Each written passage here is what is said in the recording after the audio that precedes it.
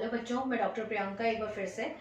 बच्चों, ग्लोबलाइजेशन के टॉपिक को कंटिन्यू करते हुए आज मैं अपनी थर्ड वीडियो में आईएमएफ के ऊपर आप सबसे बात करूंगी। आईएमएफ एक इंटरनेशनल बॉडी है जिसकी फुल फॉर्म है इंटरनेशनल मॉनेटरी फंड, जिसका जन्म वर्ल्ड बैंक के साथ ही हुआ था। कल हमने वर्ल्ड बैंक के ऊपर बात की थी और हमने ये भी डिस्कस किया था कि वर्ल्ड बैंक किस तरीके से एग्जिस्ट किया। ब्रेटन वुड कॉन्फ्रेंस के अंदर वर्ल्ड बैंक और आईएमएफ दोनों का जन्म हुआ था 1944-45 में। आज हम बात करते हैं ये आईएमएफ क्या है, और जो कि आपके पेपर में अक्सर इसमें से क्वेश्चन आता है कि what are the functions of the board of governors in IMF. IMF के अंदर एक बहुत बड़ी बॉडी होती है बोर्ड ऑफ गवर्नर्स की। तो वो बोर्ड ऑफ गवर्नर्स जो होते हैं उनका मेजर फंक्शन क्या होता है और या उनका रोल क्या होता है, ये क्वेश्चन आपके पेपर में कई बार आया होता है। तो लेट्स स्टार्ट द टॉपिक। सबसे पहले आईएमएफ एक इंटरनेशनल बॉडी है जिसका हेडक्वार्टर वॉशिंगटन डीसी यूएस में है, जो कि आईएमएफ जो है 1944-45 में बना था। ब्रेटन वुड कॉन्फ्रेंस में स्टार्टिंग में इसके अंदर 29 कंट्रीज थे, इसके मेंबर कंट्रीज, जो अब 189 कंट्रीज हो गए हैं। मैंने एक चीज आपको पहले भी बताई थी कि जो हमारे मेंबर कंट्रीज हैं वो 189 है। ये अभी तक का लेटेस्ट डेटा है जो मैंने कंफर्म किया है। आपकी एसओएल की बुक्स के अंदर बहुत सारा डाटा ऐसा होगा जो काफी साल पहले का है या काफी पुराना डेटा है, क्योंकि हमारी बुक्स बहुत सालों तक रिवाइज नहीं होती है, तो वो एज इट इज प्रिंट हो जाती हैं हर साल, जिसमें से इन्होंने जो चेंजेस करने होते हैं वो ये लोग नहीं कर पाते। तो इस वजह से आप मेरे डेटा के ऊपर ट्रस्ट कर सकते हैं। और अब जो लेटेस्ट डेटा है उसके अकॉर्डिंग 189 इसके मेंबर कंट्रीज है। स्टार्टिंग 29 कंट्रीज से इन्होंने किया था। आगे बात करते हैं। इंडिया एक बहुत बड़ा कॉन्ट्रीब्यूटर है आईएमएफ का। यहाँ पर अगर आप देखिए तो मैंने उन टॉप 10 कंट्रीज का नाम लिखा है जो इंडिया के आईएमएफ के टॉप 10 मेंबर्स हैं। उनमें से जो कंट्रीज हैं वो है UK, US, China, India, Germany, Japan, France, Italy, Russia and Brazil. ये 10 टॉप मेंबर कंट्रीज है आईएमएफ की। इनका सबसे ज्यादा कंट्रीब्यूशन है आईएमएफ के अंदर। तो इंडिया इसका मेंबर है, हम ये कह रहे थे। उसके बाद इसका जो वो है बोर्ड ऑफ गवर्नर्स है, उसके बारे में हम बाद में बात करेंगे। पहले हम देखते हैं इसकी फॉर्मेशन में है क्या क्या। सबसे पहले तो इसमें एक हेड गवर्नर होता है। हेड गवर्नर जो सारे गवर्नर्स के ऊपर हेड होता है, और उसके बाद जो रेस्ट ऑफ गवर्नर्स होते हैं वो गवर्नर होते हैं हर मेंबर कंट्री की तरफ से। और वो मेंबर कहाँ से होते हैं, या तो उनके मिनिस्ट्री ऑफ फाइनेंस का वो इंसान होता है, या फिर हर कंट्री का जैसे अपना एक सेंट्रल बैंक होता है उस बैंक का जो गवर्नर होता है वो आईएमएफ का भी गवर्नर उसके बोर्ड के मेंबर में होता है। तो बेसिकली क्या हमने डिस्कस किया कि एक गवर्नर होता है, हेड गवर्नर जो होता है, और उसके अलावा जो बाकी के गवर्नर्स होते हैं, तो जो बाकी के गवर्नर होते हैं वो आपके या तो सेंट्रल बैंक, हर जो कंट्री में सेंट्रल बैंक होता है उसका हेड होता है, या फिर मिनिस्ट्री ऑफ फाइनेंस का मेंबर होता है वो। बात करते हैं आईएमएफ के फंक्शंस के बारे में। आईएमएफ का क्या काम होता है? आईएमएफ का सबसे पहला काम है स्टेबिलिटी लाना। किस चीज में स्टेबिलिटी लाना? मॉनेटरी सिस्टम के अंदर। देखिए, हर कंट्री का अपना एक मॉनेटरी सिस्टम है जो काफी फ्लक्चुएट करता है। इसको कुछ ऐसे समझते हैं कि हर इकोनॉमी में, हर कंट्री में बूम आता है, डिप्रेशन आता है, रिसेशन आता है, रिकवरी भी आती है। तो ये जो फ्लक्चुएशंस होती हैं कुछ कंट्री बियर कर सकती हैं, कुछ कंट्री उसको अफोर्ड नहीं कर पाती। तो वहां पर आईएमएफ बहुत हेल्पफुल होता है मेंबर कंट्रीज के लिए। वो उस कंट्री की जो फ्लक्चुएशंस है उसको मेंटेन करने की कोशिश करता है। साथ ही साथ उनको अगर कोई ग्रांट्स या लोन्स चाहिए जिससे वो अपनी कंट्री की इकोनॉमी को या मॉनेटरी सिस्टम को स्टेबल कर सकें, तो वो भी करने में उनकी मदद करता है। दूसरा, पॉवर्टी कम करने में हेल्प करता है ग्लोबल लेवल पे। It helps in reducing poverty eight global level. Global level पे पॉवर्टी कम करना मतलब हमारे देश की गवर्नमेंट है उसका एम होता है कंट्री की पॉवर्टी कम करना, बट आईएमएफ का काम है पूरे दुनिया में जितने इसके मेंबर कंट्रीज है उसमें पॉवर्टी कम करना।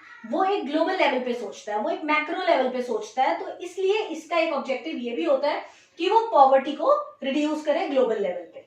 Next is it encourages trade. ये कोशिश करता है कि ज्यादा से ज्यादा कंट्रीज एक दूसरे के साथ ट्रेड करें, क्योंकि जब हम ट्रेड करेंगे तो रिलेशंस तो स्वीट होंगे ही होंगे, साथ ही साथ ट्रांजैक्शंस भी होंगी। ट्रांजैक्शन से प्रोडक्टिविटी बढ़ती है, प्रोडक्टिविटी से मनी फ्लो बढ़ता है, जिससे कि देशों की तरक्की होती है। तो ट्रेड को भी एनहांस करने में हेल्प करता है।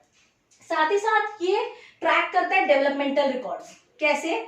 कोई कंट्री कितनी डेवलप हो रही है, उसके देश में क्या इकोनॉमिक एंड फाइनेंशियल पॉलिसीज बन रही है, उनके रिकॉर्ड को ट्रैक करना भी आईएमएफ का ही एक फंक्शन होता है। तो IMF also track records of development. Next is to promote financial stability. To promote financial stability is again the same thing. कि अगर किसी कंट्री में कोई फाइनेंशियल अनस्टेबिलिटी आ रही है या कोई डिप्रेशन या रिसेशन पीरियड आ रहा है, उस टाइम पे आईएमएफ बहुत हेल्पफुल होता है उनके देश की फाइनेंशियल स्टेबिलिटी को मेंटेन करने के लिए। वो लोन प्रोवाइड कर सकता है उनको, वो ग्रांट्स दे सकता है उनको, ताकि वो उससे अपने देश की फाइनेंशियल स्थिति को सुधार सके। आगे है हेल्प्स इन रिजॉल्विंग क्राइसिस। ये क्राइसिस को रिजॉल्व करने में भी हेल्प करता है। क्राइसिस को रिजॉल्व करने का क्या मतलब होता है, जैसे अब हमारे देश में ये जो एपिडेमिक पीरियड खत्म होगा, इसके बाद क्राइसिस होंगे।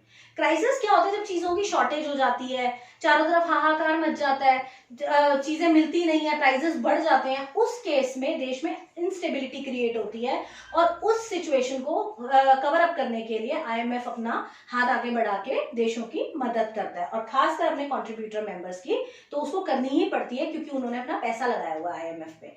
तो इस वजह से ये आईएमएफ के फंक्शंस कम ऑब्जेक्टिव्स दोनों ही है, जिसको आप थोड़ी सी लैंग्वेज चेंज करके दोनों के आंसर्स कन्वर्ट कर सकते हैं। बात करते हैं बोर्ड ऑफ गवर्नर्स की। बोर्ड ऑफ गवर्नर्स जो है, इसकी हाईएस्ट अथॉरिटी होती है आईएमएफ की। जो हम कहते हैं कि सबसे हाईएस्ट पावर जो होती है इनके बोर्ड ऑफ गवर्नर्स के हाथों में ही होती है आईएमएफ के। तो बोर्ड ऑफ गवर्नर्स जो है हाईएस्ट डिसीजन मेकिंग बॉडी है इसमें, और इसमें बेसिकली 24 बोर्ड ऑफ गवर्नर्स होते हैं जो कि इलेक्टेड होते हैं सारे मेंबर कंट्रीज के गवर्नर्स में से। जितने भी आपके मेंबर कंट्रीज हैं उन सबके गवर्नर्स में से 24 गवर्नर्स ये लोग इलेक्ट करते हैं, जो बोर्ड ऑफ मेंबर्स या बोर्ड ऑफ गवर्नर्स के तौर पे इलेक्ट होते हैं। अब इनका रोल क्या होता है, ऑब्वियसली जो आईएमएफ का रोल है वही इनका रोल है, बट इनके साथ ये बात है कि ये डिसीजन मेकिंग अथॉरिटी है। कोई भी चीज का डिसीजन में हाँ या ना करना इनके हाथ में है। ये लोग किसी चीज के लिए भी हाँ या किसी के लिए भी ना कह सकते हैं। ये कहाँ से सोर्स लेना, फंडिंग का सोर्स लेना है नहीं लेना, किस कंट्री को हेल्प करनी है नहीं करनी, कितनी करनी है, उन सबके डिसीजन में हेल्प ये करते हैं। और आईएमएफ का जो फंड है उसके दो सोर्सेज होते हैं, एक कोटास और एक लोन्स। कोटास का मतलब होता है एक प्रोपोर्शन ऑफ इनकम, और लोन्स होते हैं जब आपकी कंट्री किसी दूसरी कंट्री को लोन देती है। तो बेसिकली कोटास वो होता है, जैसे कि ये आईएमएफ जो होता है अपने हर मेंबर कंट्री को एक फिक्सेशन कर देता है कि आपको इतना प्रोपोर्शन आईएमएफ में डिपॉजिट करना ही करना है। तो बेसिकली ये टोटल आईएमएफ के बारे में हो गया कि आईएमएफ क्या है, उसके बर्थ कैसे हुई, उसके मेंबर कंट्रीज कितने हैं, साथ ही साथ वो कितने कंट्रीज के लिए अकाउंटेबल है, उसके फंक्शंस क्या हैं, साथ ही साथ बोर्ड ऑफ गवर्नर्स जो है उनकी डिसीजन मेकिंग पावर के बारे में, और टॉप 10 कंट्रीब्यूटर्स ऑफ आईएमएफ। मेरे अकॉर्डिंग ये जो आईएमएफ के अंदर ये जो पॉइंट्स हैं ये मोर देन सफिशिएंट है आपके आंसर को पूरा करने के लिए।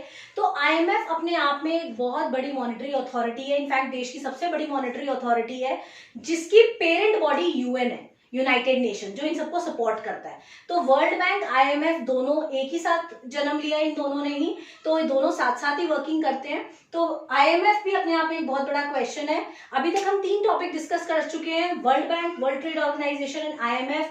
तीनों ही मोस्ट एक्सपेक्टेड क्वेश्चन है आपके ग्लोबलाइजेशन के पेपर के अंदर। इसके आगे हम इसी तरीके से इंपॉर्टेंट क्वेश्चन को डिस्कस करते रहेंगे।